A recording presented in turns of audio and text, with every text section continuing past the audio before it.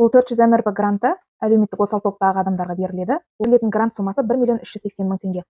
Яғни бұл грантқа кімдер қатыса алады? Бұл грантқа жұмыспен қамту орталығына жұмыссыз ретінде официально тіркелгендер, яғни сіз официально жұмыс істемесеңіз, жұмыспен қамту орталығына барып жұмыссыз ретінде тіркелесіз, немесе еңбек сайтында өзіңіз онлайн жұмыссыз ретінде тіркеле аласыз.